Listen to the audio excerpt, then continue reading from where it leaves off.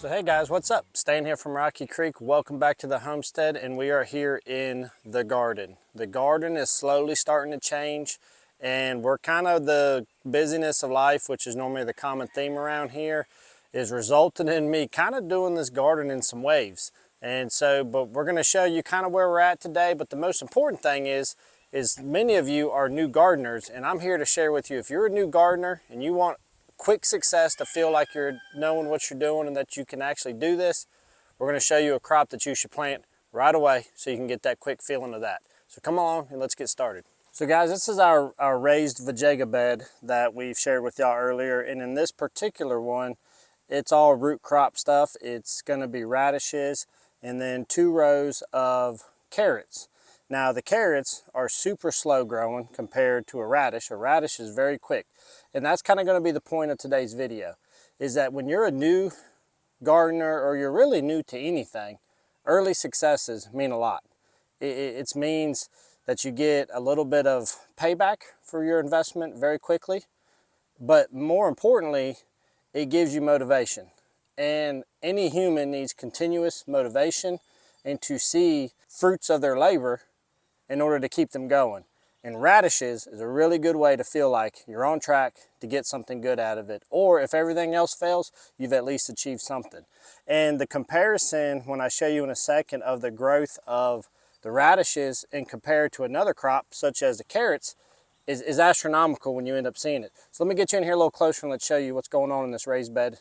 So here are the radishes, and you can see several of these things are going to be ready to harvest today.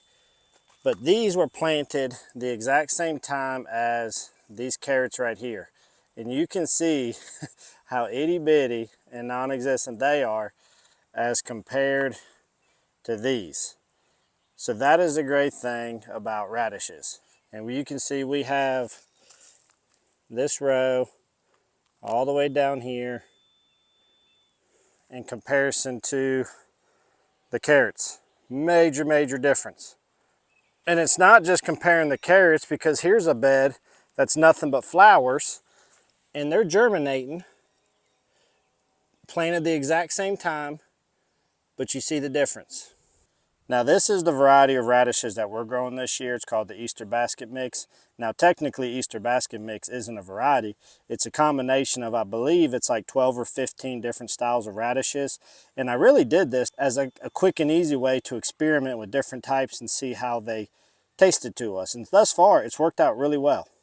So if I've done my math or counting my days correct, from the time we put these seeds in the ground, we're at 35 days to this harvest. When you're at around 30 to 40 days to harvest something, that's amazing. So let's go ahead, let's pull which ones I think are ready, and we'll show you what we got in only 30 or 35 days from seed to harvest.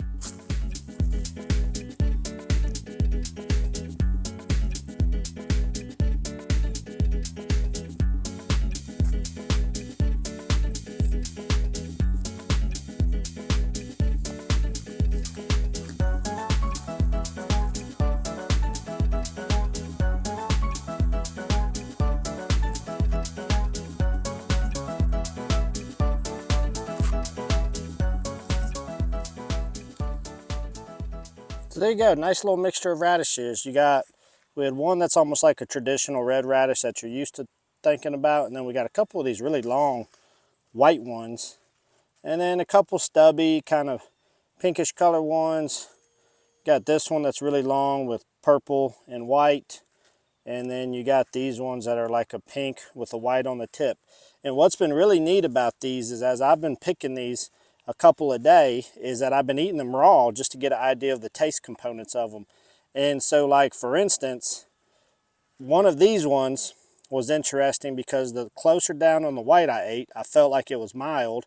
And then as I got closer to the leaves, that kind of peppery spiciness to it increased. And then I had one not too long ago that was more like this, and it had an overall more mild flavor.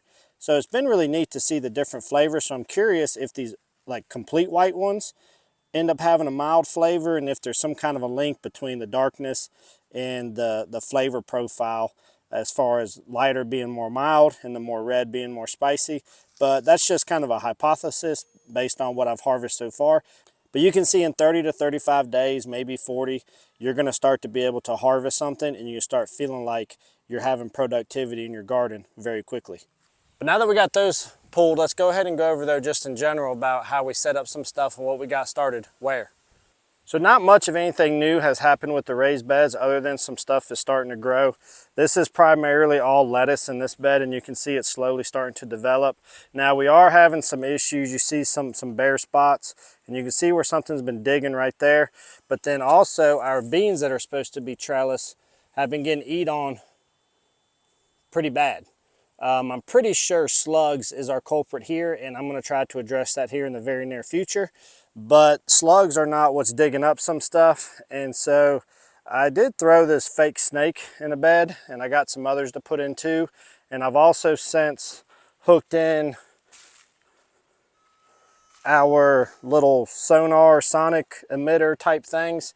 We got those put back in the ground, spread throughout, and I will say that since we've done the snakes plus these, after about 3 or 4 days, I've seen a significant decrease. I don't know if we're just getting lucky or if these things are actually starting to work.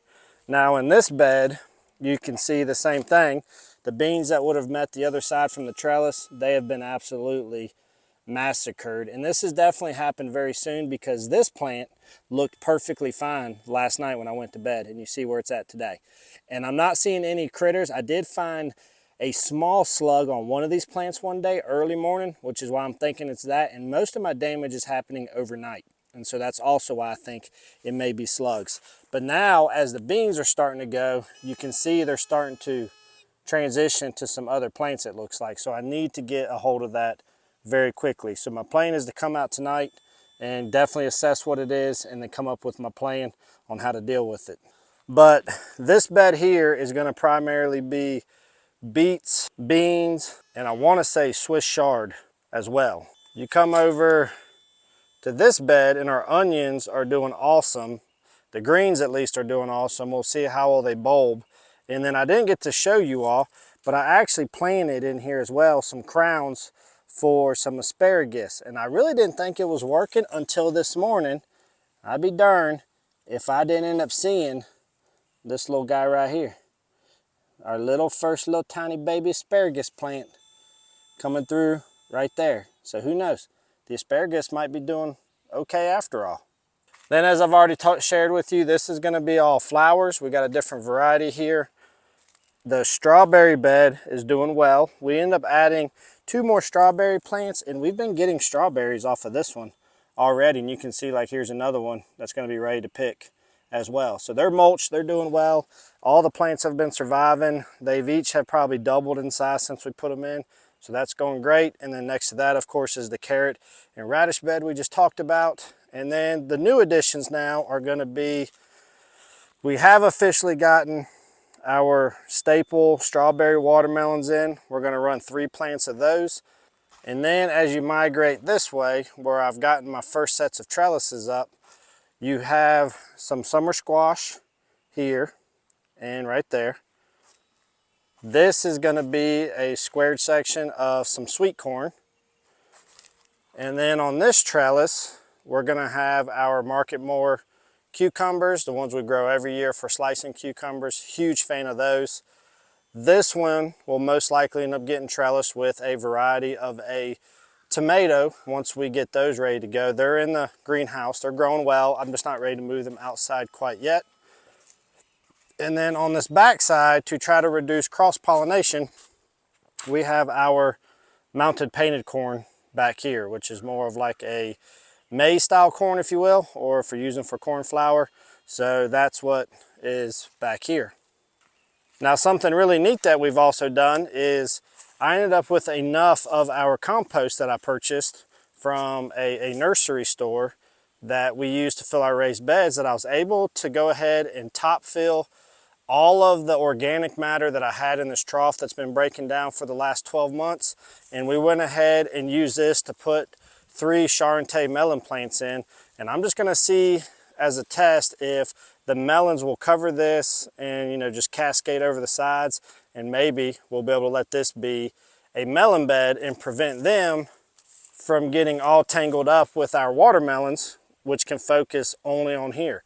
In the past, we have tried to grow the different melons together and it's worked out okay, but I just feel like they get so intertwined, it's hard to see the melons before they're over ripened at times. So I just wanted to try to give them more space to run. So this will be only watermelons, nothing else.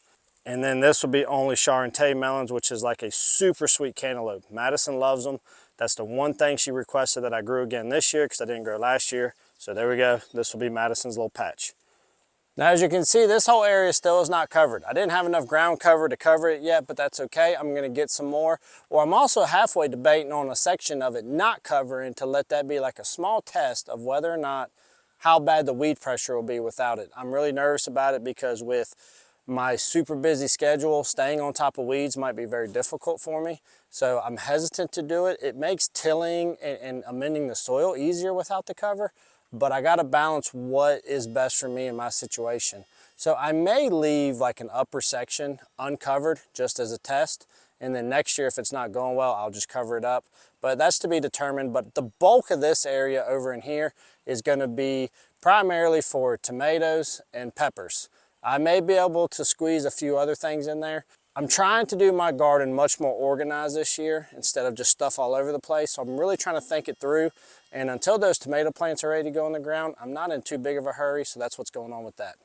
So guys, that's a little progress here on what we got going on in the garden. We still got a long way to go. I'm very excited for this year's garden. Things haven't exactly gone just as I planned, but you know what? That's how it's going to go. And if you can't adapt and adjust and know that when you plant a garden, there's going to be some steps forward and then there's going to be something happens, and then there's going to be some steps forward and there's going to be something happens. But the thing is though, is that you got to make sure as long as you're having some successes, then it's more than what you had if you hadn't have done anything. It is frustrating when things don't work out. I'm getting frustrated about the whole bean situation and what is tearing those up.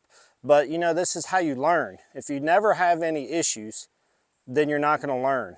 And so most people learn through mistakes, through adversities, through different kinds of problems, far more than if everything goes great. So for every time you have an issue, you're going to be that much more prepared in the future. I am very much an average novice gardener. I don't do anything special. 99% of what's in here, pretty much with the exception of the strawberries and that artichoke plant that poked through, this is all from seed. And some of the cheapest starter mix I could get or was direct sowed into some compost mix I bought from a nursery and watered. That's it. I don't have any chemical fertilizers that I'm using or anything like that. There is some rabbit manure that I've spread throughout this ground throughout the years, but that's all. There's nothing fancy. I haven't done anything great. So if I can do it, anybody can do it. And so if you're starting your garden, or maybe you've already started it or you're about to start it, I highly encourage you, get you some radishes, throw them in the ground, and go ahead and start trying to grow those. And hopefully in about a month's time, you're gonna start to see some rewards from what you've done. So guys, I know this isn't nothing earth-shattering. It's not a very long video, but I thought I'd go ahead and give you little words of encouragement as we head into this gardening season, and also to show you how easy it is to grow some of your own produce. Stick with us as we continue through this garden, and we'll be bringing you some more tips and tricks as we go along the way, or if anything, just give you some ideas of how you may do yours. So guys, we always appreciate your time with us, and we look forward to seeing you here really soon on our next episodes. Thanks guys. Good stuff.